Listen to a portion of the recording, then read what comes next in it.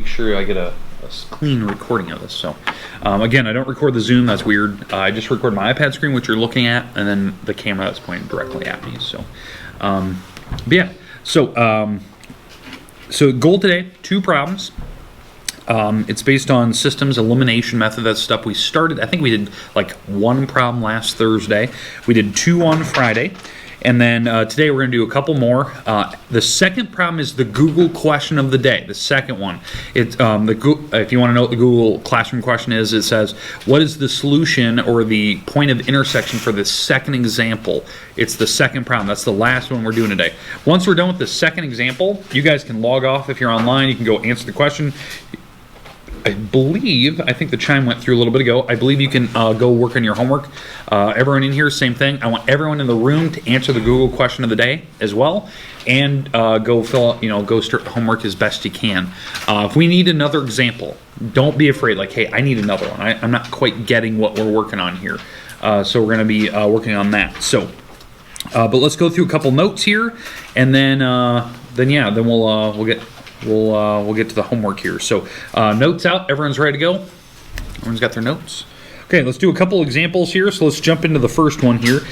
So this is the form we want to get into, right? This is standard form, standard form. It's ax plus by equals c. This is the goal, what we want to get every problem to look like today. If you need to do any rearranging, you need to get it to look like that. You should do that first. The first example, I'm gonna keep it normal so you guys can see that. And then the second one, we'll rearrange it a little bit. So first example here, let's go with x plus 3y is equal to 16, and 2x minus y is equal to -3. Okay, so this is our first example of the day out of 2. Goal here is to figure out where these things cross, where they intersect, without graphing. That was a big thing, like, right, when we were doing the last week's notes, a lot of the stuff we were doing was just graphing. Draw them on a coordinate plane, kind of see where they go, where do they cross, find that coordinate. It's not the best idea. It's not the best solution for these types of problems because, well, you can't really get decimals. You can guess at them, but it won't tell you exact. This is actually the best method. So what you want to do is stack them on top of each other. So do we agree both equations are stacked perfectly? The x's are lined up, the y's are lined up, the equal signs are lined up, and the numbers are lined up. It's in that ax plus by equals c. It's standard form. Okay, so now it's up to you guys, because I'll do this any way you want. Do you want to pick x's or do you want to pick y's? X's. Okay, let's do that. So we'll pick x's. Okay, so I'll circle these here. We're going to pick the x's on this problem. Okay, doesn't matter. I want to make them the same digit. So currently there's a 1 in front of the x and there's a 2 on the other x. I want to make them the same number. You can make them any number you want. I can make them 2s, I can make them 4s, 8s, 10s, 12s. I can make them anything I want. As long as you're trying to make them something bigger. I think that maybe that's a better way to do it. I don't want to divide anything. So what do we want to make them? What do you want to make your x's? Because you have to make them the same number. You can pick. Just pick really any even number, really. What do you want to make the x's? 12. So let's make them 12s. Okay, that'll work. Doesn't really matter. So on the top row, if we're going to make them 12s, again, you get to pick that. What do I have to multiply on the top row to make that a 12? A 12. So I'm going to multiply the top row by 12. If I do that, this turns out to be 12x plus, what, 36y. And then I'm going to take 12 times 16. Yes, I have to go all the way across. So 12 times 16. And I'm getting 192. All right. Again, that 12 is something you guys chose. You just have to make them the same number. Now, the second equation, same thing. I'll just pick a new color here. I want to make the other row a 12. What do I have to multiply on a 2 there to make it a 12? A 6. Again, you can multiply by different numbers. It doesn't matter what numbers you multiply, as long as you made your variable you chose the same digit. So I'm going to multiply the second row by 6, everything by 6, the whole entire row. So I'm going to get 12x, I'll get a -6y, and I'll get a -18 on the other side. Again, that was everything times 6 on that second equation. So, okay. Questions on what we just did there? Just made them all the same number. You get to choose what number you want to make them. Just make them something larger, okay? So don't try to go smaller. Try to always go bigger. So 12, good choice. I like the number, okay? All right, now, are they opposites? So is one of them negative? Well, not for my x's, right? The letter you chose. I need to make one of the rows opposite. So I'm going to make the, let's make the bottom row negative. So when I make the bottom row negative, because I need to make, because you have to do this for the x's, the letter you chose. I need to make one of them negative. If I make one of them negative, all the rest of them have to flip. So the rest of them are going to change to positives on that bottom row. Because again, you're going through the row and adding negative signs to everything. And so if I have a double negative, it'll turn it to positive. So the 6 actually turned out to be positive, and that 18 turned out to be positive because I went through the whole row and changed all the numbers. Now the reason being is you're choosing your variable, you're making the same number, but one of them has to be opposite. And now, when you have this, and you can see it right now, I can add straight down, and what will happen to the 12 and negative 12? Yeah, that they eliminated each other. That's why it's called the elimination method. This is the whole point. We want to eliminate one variable. So we eliminated one variable to the point where the x's are gone, and now we can solve for the remaining letter. Now let's keep going. 36 plus 6, is that 42? 42y. And then 192 plus 18, what is that, 210? Is that what it is, 210? Kind of a weird number, all right, I can go with that. So we're adding straight down. And then we just need to solve. So we're going to divide by that 42. The number that's left over, divide by it. So if I divide by 42, divide by 42, my y is going to end up being, y is equal to, and what is 210 divided by 42? 210 divided by 42, what did we say? 5? I heard a 5, somebody said it. Was it? Okay, sorry. My hearing is really bad. Sorry. It's actually really bad. Okay, so we got a 5. Perfect. All right, so we got our number. We got 5. That's the whole goal, right? The whole goal is to figure out your coordinates. Well, we just found one out, right? The coordinate we're finding is that my y, or it's alphabetical order, my y turned out to be a 5. Perfect. And now what do we want to do with it? Plug it back in. Plug it back in. Go back into one of the original equations and take your 5 that you just found for y and plug it back in. I'm going to plug it back into the top one. It doesn't really matter. I'll just kind of pick one at random here. I'm going to use a yellow color. I don't know if this is going to be a colossal mistake up here. I'm going to pick yellow. Let's see what this does. Okay, so here's my top equation. Can you guys see that okay? Okay. I don't know. The yellow on a marker board doesn't look great. Anyway, so I'm going to take that. That's the top equation out of the top, the top two. The ones I didn't modify anyway. And I'm going to plug the 5 into the y location. So this is x plus 3 times 5 is equal to 16. So this is x plus 15 is equal to 16. And I think you can figure out what your x needs to be. It needs to be a 1 for that to work. 1 plus 15 is 16. So yeah, so common sense. So that's the whole point, right? This is the goal. This is what we want to get to. We want to get to the coordinate that we just found. I plugged my y back in. It didn't matter which equation I plugged into. You would have solved it either way. You could have subtracted the 15 across. You just have to solve. That's all you have to do. All right, questions. Okay, that was just the first example. It's first out of 2.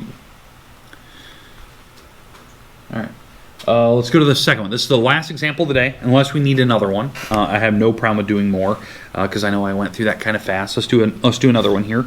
So second equation. Let's go with this. Is the Google form question, so I better put the little star on it. This one you have to answer in Google.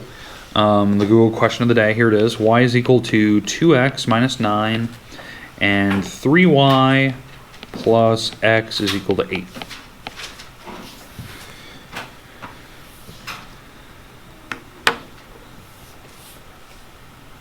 Okay, I'll let you write that down. Again, we're going to solve this for x and y. Now, why I bring this problem up is because it's not written in the right form. It doesn't look like standard, right? In fact, I'm going to just type out standard again.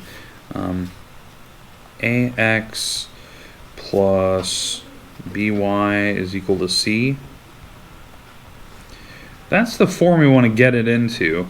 And it doesn't even look close to that, right? We're not even close to that form, what we want to get it to. So I want to get it to that, to the AX plus BY. So on the top equation, I'm going to draw a line here because it's not even close to being in the right format. What do I need to move on that top equation?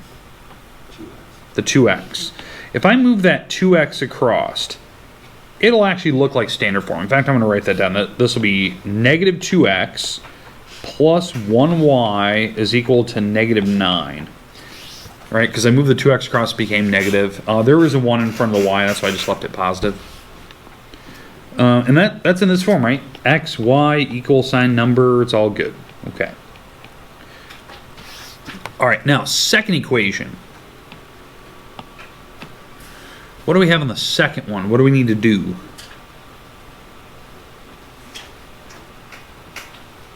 Do I need to move anything across an equal sign? No. So since I don't need to move anything across the equal sign, I can just switch the letters around and it doesn't change anything. That didn't affect anything. If it moves across the equal sign, then you make it negative. In my case, I'm just moving the x and 3y. That's called commutative. You can just do that whenever you want. It didn't actually affect anything. And now we're in the right form. We're lined up perfectly and we're ready to solve. So now we should pick a variable, x or y's. X's again? Okay, let's do that. Doesn't matter what letter you pick. Okay, we're going to make them the same number. I'm going to choose on this one. I'm going to say, let's make these both 2's. Right? I'm going to make them both 2's. I think this is probably the easiest way. So the top row, it's already done. Perfect. It already has a 2 sitting there. The second equation, I'm going to multiply everything by a 2. So if I multiply the entire row by 2, what do I get? 2x plus 6y equals 18. Okay, so yep, 2x plus 6y is equal to 16, yeah. And now we should be able to add straight down. The reason why, they're the same digit and they're already opposites. I don't need to throw in a negative sign. The x is already opposite, so it's perfect. Good choice on the x's, by the way. So I didn't have to make any negative signs on this one. They're already opposites.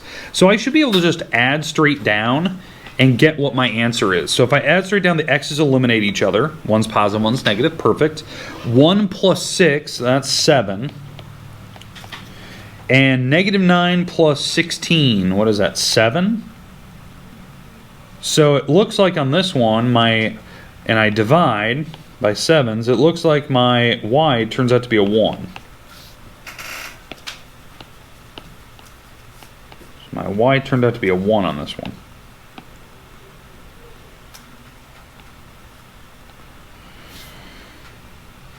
And now what do I have to do with the 1?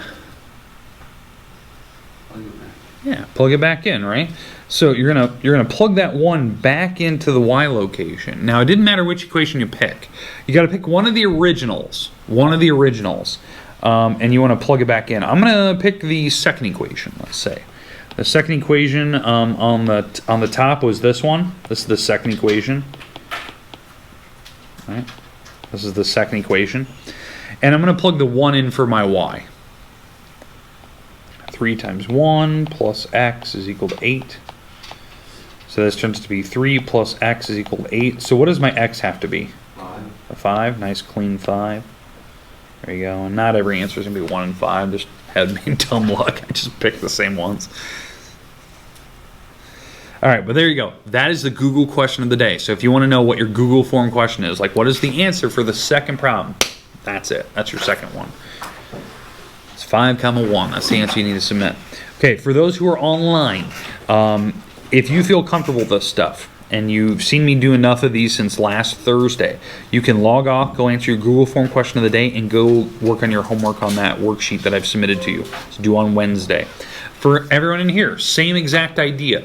You have the rest of class. You can work on the Google form question. You can go work on your homework. If you owe me anything, you probably checked your grades, or maybe I updated you last night. I probably sent out an email to you via JMC saying that, hey, you're missing some work, or you have a bunch of incompletes or late work. Get them turned in. Some of you have excuses. You haven't been here for a while, so it's showing late because it's not turned in yet, and then I'll get them graded. But yeah, for those who are online, you guys can log off and you can work on wherever you need to. Homework submitted, it's due on Wednesday this week. But yeah, this is the Google form question of the day. All right, I'm going to hand back some papers. So for those who are here, you're going to get some papers back from me. If you made any colossal mistakes, you can make fixes, turn them back in. You guys know the drill. For those who are at home, you'll be getting papers back this Thursday and Friday. So, and you can have the same idea. So, all right, I'm going to turn some papers loose. Does anyone actually? Maybe I should stop here. Does anyone need another example of this stuff that wants to see one? Because I don't fully like. Phil hasn't even been here for like 2 weeks, so I don't fully. You probably have a lot of questions. You've been online at least, so. Anyone need another example? I don't want to turn anyone loose. If you're online, you can ask, unmute yourself, or type it in the chat. I don't really care. They're logging off. All right, I'm going to stop the recording here.